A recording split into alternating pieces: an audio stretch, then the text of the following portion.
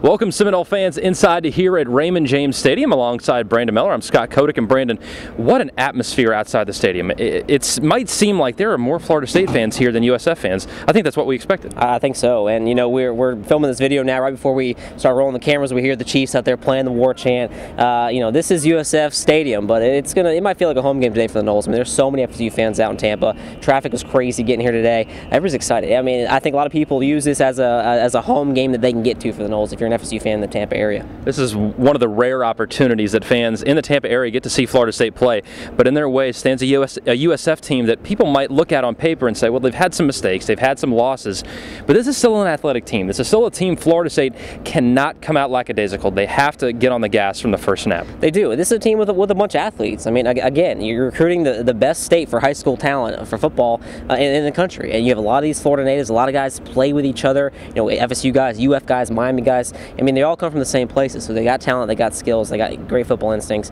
Again, this is a big game for the Noles, and we saw what happened last time these teams played. B.J. Daniels, with his athleticism, hurt the Noles through the air and on the ground. You hope that what the Noles did against Tosh Boyd and Clemson last week in the second half of that game specifically, you know, playing disciplined football, not letting him get out and run and create plays with his arms and when plays break down. You hope the Noles use that as motivation and as a way to build off that against a guy who's very mobile and can throw the ball in B.J. Daniels. I think we would both agree, especially with both Brandon and I and our team. No one has forgotten about the 2009 game in Tallahassee where USF did upset Florida State.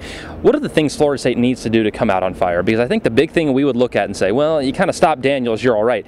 But they got playmakers all over the field. You really can't just key in on one guy. No, you can't. You can't let the whole B.J. Daniels talk get you. I mean, yes, he's important to key in on, and we're just talking about him just now, but he's not the only player on the team. They got 10 other guys who are going to be on that field, on offense, obviously. And you can't just key in on him and forget about other guys. There's talent at the outside. They can run the ball, obviously. The Noles just have to play disciplined football, and that's the biggest thing. Like LaMarcus Joyner last week after that Clemson game, talking about playing with eye discipline and not letting their eyes, play tricks on them, not getting caught up in a trick play or maybe something new they haven't seen on film, and just play football. Do what they've done all week in practice, in preparation for this team. Remember what they learned in film study, and just play. And these guys are good enough to win each and every game they play this year, but they have to be disciplined. Well, this is a big test for Florida State because it's coming off a big win against Clemson. I think in years past we would say, oh, well, Florida State could have a little bit of a lapse, maybe first half, maybe whatever happens. Let's talk about the keys. What does Florida State need to do to come out? What do they need to do to come out ready to go? What are the two keys in your mind that Florida State needs to do to become 5-0 in the season? Well, I look at it offensively. You run the ball. You've done so well running the ball so far this season. I mean, 20 TDs through 4 games. They ran for 3 TDs last year through 4 games. Obviously, the offensive line is much better. The running backs, Chris Thompson, James Water Jr., Dante Freeman, Lonnie Pryor getting in the mix, DeBrail Smiley. You're so deep and talented there. Come out, run the football. Because if you run the football well, it makes it that much easier for E.J. Manuel to throw the ball, get those guys, those playmakers, the receiver, get them the ball. If you got a defense, playing down, biting down to stop that run, toss it deep. You can beat them long with the pass. And then defensively, get out and hit B.J. Daniels early. Get in his face, get him rattled, and show him how fast this defense can be, especially getting into the backfield. Tank Carradine, Bjorn Werner.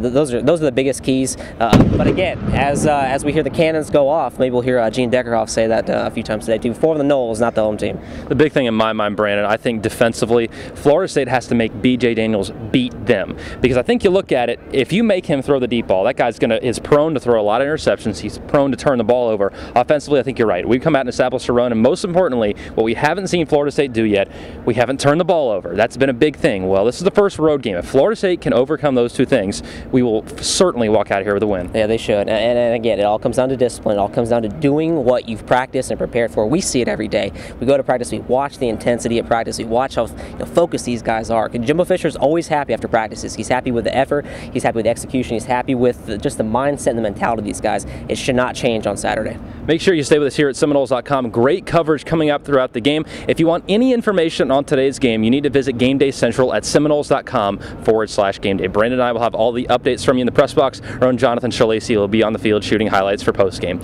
So for now, for Brandon Miller, I'm Scott Kotick. We'll see you after the game.